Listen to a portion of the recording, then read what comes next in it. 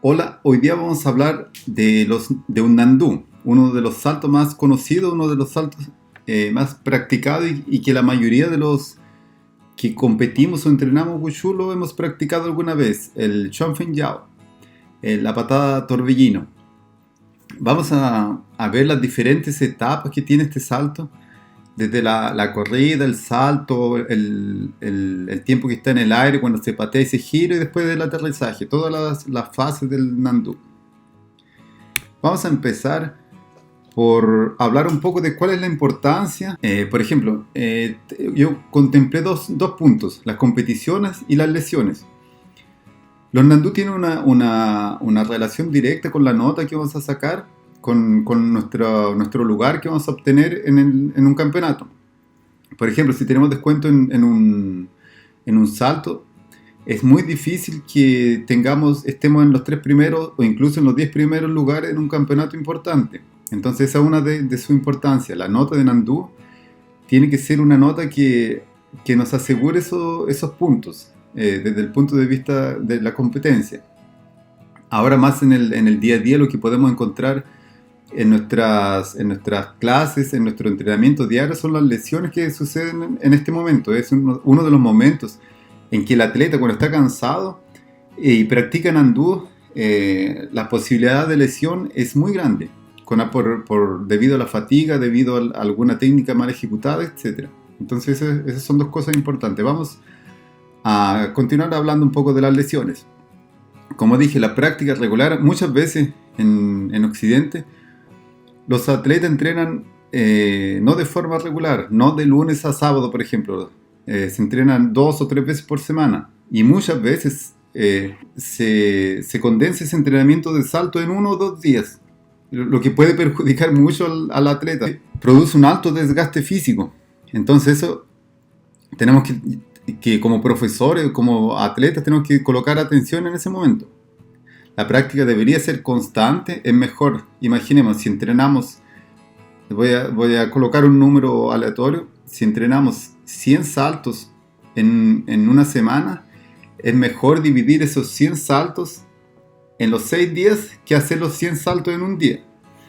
Entonces esa es la lógica, tanto desde el punto de vista de enseñanza y aprendizaje también es mejor la repetición continua a condensar todo en un momento y después simplemente no repetirlo más hasta la próxima semana. Entonces, ese es un punto importante. Aquí coloqué un estudio del 2017 con atletas de Jiangsu, atletas profesionales, todos habían tenido algún tipo de lesión y las lesiones más comunes eran de rodilla, hombros, tobillos, cintura y muñecas. Eso de las muñecas para atletas occidentales tal vez no es tan común, pero lo de hombros y rodillas es bien común, cadera también. Y aquí otra investigación en la Universidad de Beijing, no en la Universidad de Beijing, en Beijing con el equipo profesional de Beijing, también tenía los mismos tipos de lesiones. Muchas lesiones en hombro y rodilla, hombro, cadera y rodilla, eran las lesiones más frecuentes. Entonces aquí tenemos un ejemplo típico de un momento en que se produce lesión. Imagínense esta acción. Aquí el atleta puede ser que no se haya lesionado, pero imagínense este tipo de acciones repetidas constantemente, por años. Entonces va a producir obviamente un impacto muy fuerte en la rodilla, un impacto muy fuerte en la cadera, lo que aumenta mucho la probabilidad de lesiones. Ahora ya llegando a la parte más específica, al objetivo del video. Aquí tenemos los dos últimos pasos, el tercer paso y el cuarto paso, que vamos a hablar de sus funciones. Y aquí vemos que el pie izquierdo se posiciona abierto para prepararse para el siguiente paso, que es donde va a comenzar el salto. Y como tiene una función de frenar esa fuerza que va horizontal. Si se fijan, esa línea verde es el centro de gravedad del atleta. La línea amarilla podríamos ver la dirección. Y se fijan, esa línea roja que está desde el pie hacia el centro de gravedad. Se fijan como el pie queda más adelante, la cadera queda más atrás. justamente para evitar que a la hora de saltar todo nuestro cuerpo vaya hacia adelante. Aún así va un poco hacia adelante, pero es lo normal. Los brazos van a hacer aquí un movimiento pendular, desde arriba, diagonal, hacia abajo, enfrente y arriba. Entonces ese movimiento pendular tiene que contribuir no solamente para el giro, por eso nos giramos solamente así, ¿se fijan? Aquí no ayudaría a elevar mi cuerpo. No giramos solamente de abajo hacia arriba, porque no va a tener una contribución tan grande en el giro, entonces tenemos que considerar esas dos cositas aquí. La cadera más hacia atrás para frenar la fuerza horizontal y transformarla en fuerza vertical. El siguiente, aquí vemos el cuarto paso, el último paso con la pierna derecha.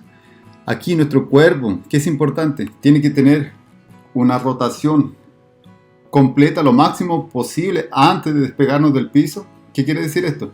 Que no voy a saltar desde aquí, salto, después giro. No, yo voy a saltar, todavía estoy en el suelo, voy girando lo máximo que pueda, después voy a despegarme del suelo. Se fijan que aquí, en la última foto, el atleta aún no salió del suelo y ya está mirando prácticamente en la dirección opuesta a la que estaba cuando comenzó, cuando estaban los dos pies en el piso. Entonces a eso me refiero. La mano izquierda se abre por completo para aumentar ese torque, para producir más fuerza a la hora de rotación. Lo mismo que el brazo derecho se cierra. Aquí vamos a ver, solamente dejando claro aquí, el salto con una triple extensión, tobillos, rodilla, cadera, el cuerpo completamente recto y se hace una rotación. Después, vamos a ver este primero, solamente para completar la idea.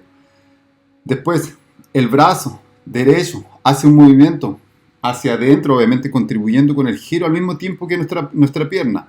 Algunos atletas, como el de la foto, si no me equivoco, es un atleta de Shanghai, por eso era bien común hacer esta técnica, especialmente con armas. Entonces, imaginemos la fuerza que va a producir mi mano desde aquí hasta que se cierra. Es diferente que si yo simplemente hago un movimiento corto, no va a ser mucho la fuerza, no va a ser mucha la contribución que va a tener para la rotación, a que si hago un movimiento mucho más amplio. Ese movimiento va a producir mucha más fuerza para acelerar la rotación. Aquí, volviendo a la diapositiva anterior, es la forma que se posicionan los pies, las diferentes formas que podríamos posicionar los pies a la hora de hacer el salto. ¿Qué cambia? Aquí, solamente para dejar claro, pie izquierdo, pie derecho. ¿Qué cambia si coloco el pie derecho aquí o si coloco el pie derecho aquí? El centro de gravedad de nuestro cuerpo se va a desplazar hacia uno u otro lado.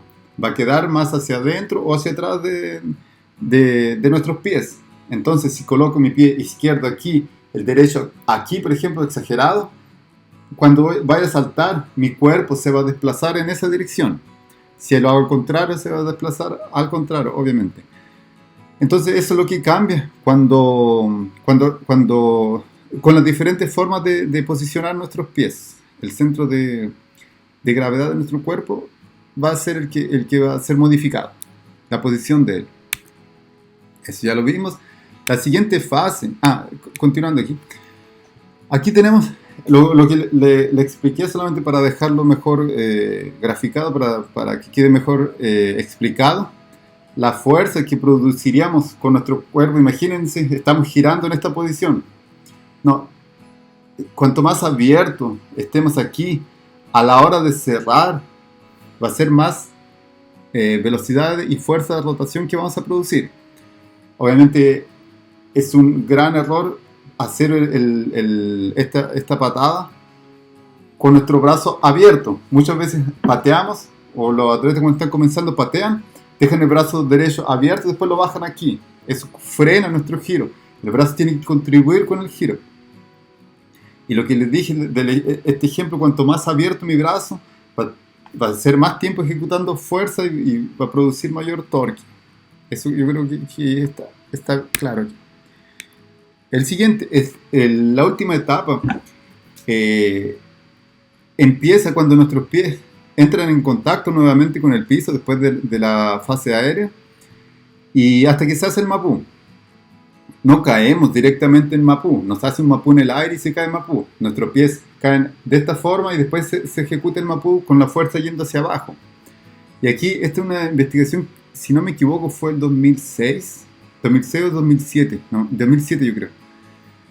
Y es importante el año porque en estos años, hasta ahora, las atletas femeninas, como es en este caso, han mejorado mucho. Entonces ya no tiene ese problema. Pero antes, en este caso, las atletas femeninas llegaban con el tronco más atrasado que las piernas. Entonces las piernas caían al 720 y después llegaba el tronco, lo que contribuía con un desequilibrio posterior al aterrizaje. Caían y se movían después.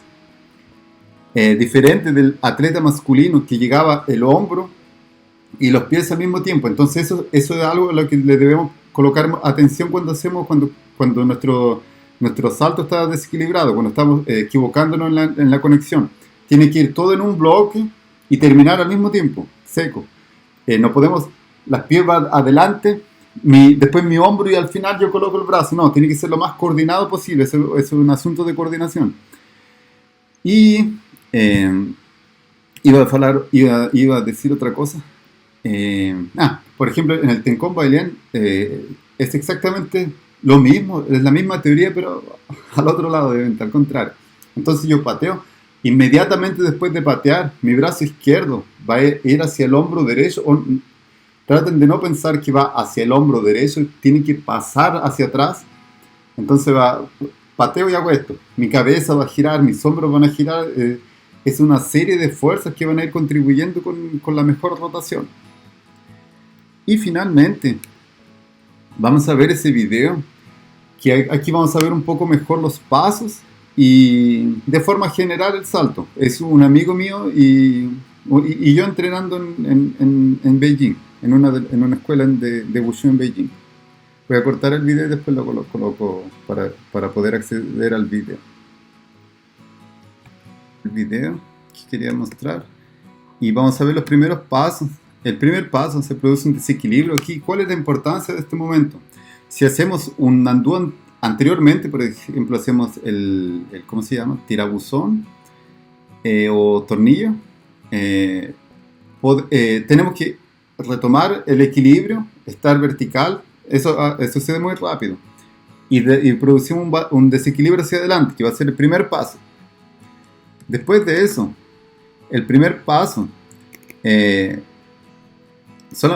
solamente es un paso normal, no es necesario que sea tan grande. El segundo paso también es relajado. En el segundo paso normalmente hacemos alguna técnica, un puño o una palma. Los brazos hacia arriba, el paso con la pierna izquierda más largo, la cadera hacia atrás, para justamente lo que vimos al principio, frenar la fuerza que va la horizontal. Después nuestro cuerpo se extiende. Aquí es importante que nuestro pie derecho no quede mirando hacia afuera, porque va a disminuir la rotación que podemos hacer antes de hacer el salto. Entonces nuestro pie perfectamente paralelo al otro o un poco hacia adentro. Ahí se fijan cómo el brazo izquierdo se abre, cómo ya ganamos prácticamente mitad de un giro sin salir del suelo. Después, aquí, atención, se patea, inmediatamente se comienza el giro. ¿Se fijan? Inmediatamente. Se fijan que en mi caso el salto tiene una demora, va mucho más atrasado que el de mi amigo. Después mi cuerpo continúa un poco hacia atrás, pero aún así no está mal. De ahí se entra en contacto con el piso, con nuestra rodilla prácticamente extendida completamente, y después se hace el mapú. Ahí terminaría el salto. Entonces podríamos detallar un poco más cada una de las fases. Por ejemplo, que es importante saber también la diferencia que existe entre saltar con una pierna, o sea, cuando saltamos primero con la pierna izquierda o saltamos con las piernas juntas, la importancia de esa pierna que hace ese péndulo de la pierna izquierda, ¿tiene alguna importancia o no? El movimiento de los brazos, existe una visión un poco más profunda en cada una de estas cuatro fases. La triple extensión a la hora del salto, estrategias para acelerar más el giro, etc. También existe una parte de la preparación física específica para los diversos saltos, que también yo creo que voy a hacer un video más adelante. Eh, Preparación física, cómo se enseña, etcétera. Los nandú yo creo que a todos nos gusta. A mí en particular me gusta mucho, es un área que es la que más me he dedicado y en un área en la que estoy haciendo mi tesis, entonces por eso es algo que me gusta y yo sé que a muchas personas les gusta y quería compartir este análisis un poco general de este salto. Y ahí espero que puedan comentar si les pareció bien, si les pareció muy superficial o algo así, ¿vale? Y bueno, muchas gracias por ahora.